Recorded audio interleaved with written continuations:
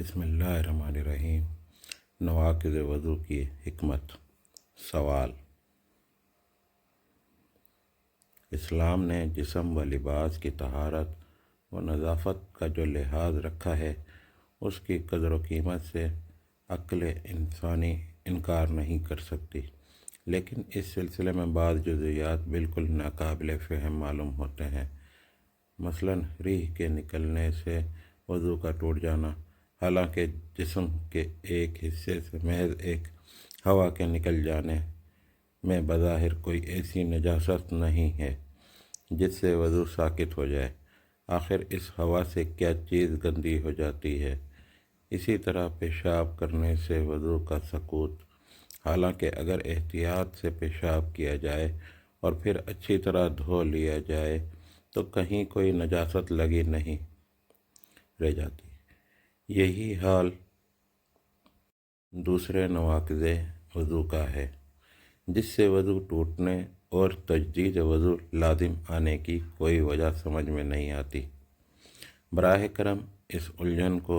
اس طرح دور کیجیے کہ مجھے عقلی اطمینان حاصل ہو جائے۔ جواب: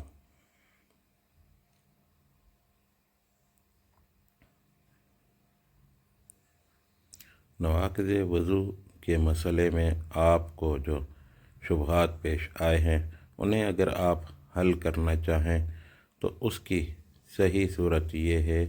کہ شریعت میں جن جن باتوں سے وضو کے ٹوٹنے اور تجدید وضو لازم آنے کا حکم لگایا گیا ہے، پہلے ان سب کو اپنے ذہن سے نکال دیجیے، پھر خود اپنے طور پر سوچیے کہ عام انسانوں کے لیے، جن میں عالم اور جاہل، عاقل اور کم عقل، طہارت پسند اور طہارت سے غفلت کرنے والے، سبھی قسم کے لوگ مختلف درجات و حالات کے موجود ہیں۔ آپ کو ایک ایسا ضابطہ بنانا ہے جس میں حسب ذیل خصوصیات موجود ہوں۔ نمبر 1، لوگوں کو بار بار صاف اور پاک ہونے رہنے پر مجبور کیا جائے اور ان میں نظافت کی حس اس قدر بیدار کر دی جائے کہ وہ نجاستوں اور کثافتوں سے خود بچنے لگیں۔ نمبر 2، خدا کے سامنے ظاہر ہونے کی اہمیت اور امتیازی حیثیت ذہن میں بٹھائی جائے، تاکہ نیم شعوری طور پر آدمی خود بخود اپنے اندر یہ محسوس کرنے لگے کہ نماز کے قابل ہونے کی حالت دنیا کی دوسری مشغولیتوں کے قابل ہونے کی حالت سے لازماً مختلف ہے۔ نمبر 3، لوگوں کو اپنے نفس اور اس کے حال کی طرف توجہ رکھنے کی عادت ڈالی جائے،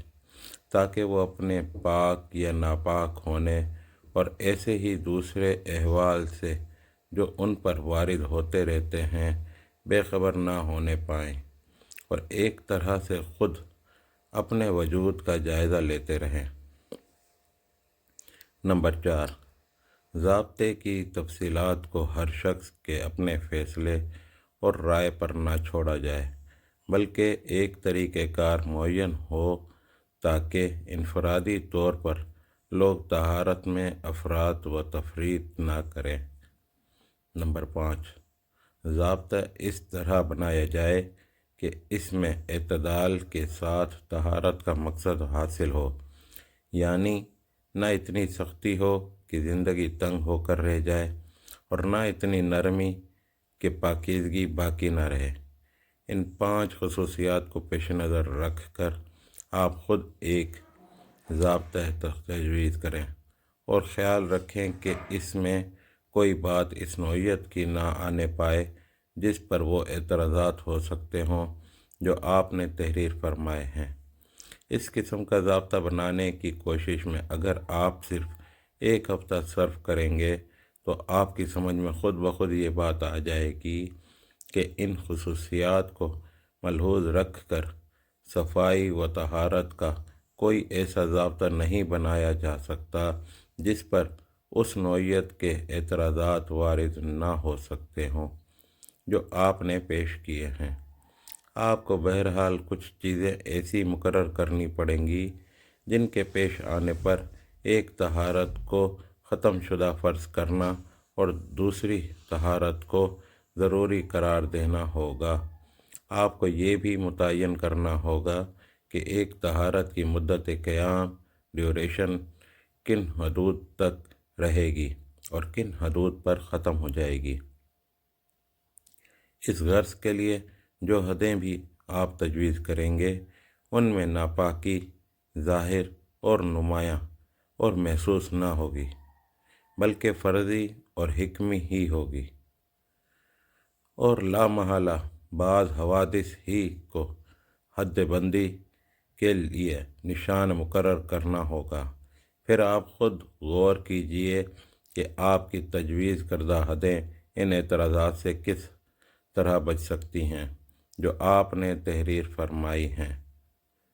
جب آپ اس زاویہ نظر سے اس مسئلے پر غور کریں گے تو آپ خود بخود اس نتیجے پر پہنچ جائیں گے کہ شارح نے جو ضابطہ تجویز کر دیا ہے وہی ان اغراض کے لیے بہترین اور غایت درجہ معتدل ہے۔ اس کے ایک ایک جزیے کو الگ الگ لے کر علت و معلول اور سبب و مسبب کا ربط تلاش کرنا معقول طریقہ نہیں ہے۔ دیکھنا یہ چاہیے کہ کیا بحیثیت مجموعی ان اغراض و مصالح کے لیے جو اوپر بیان ہوئی ہیں اس سے بہتر اور جامع تر کوئی ضابطہ تجویز کیا جا سکتا ہے۔ لوگوں کو احکام وضو میں جو غلط فہمی پیش آتی ہے اس کی اصل وجہ یہی ہے کہ وہ اس بنیادی حکمت کو سمجھنے کی کوشش نہیں کرتے جو بحیثیت مجموعی ان احکام میں ملحوظ رکھی گئی ہے، بلکہ ایک ایک جزوی حکم کے متعلق یہ معلوم کرنا چاہتے ہیں کہ فلاں فعل میں آخر کیا بات ہے کہ اس کی وجہ سے وضو ٹوٹ جاتا ہے، اور اس کی ضرب آخر کس طرح شکست وضو کا سبب بن جاتی ہے۔ ترجمہ القرآن جنوری فروری 1944۔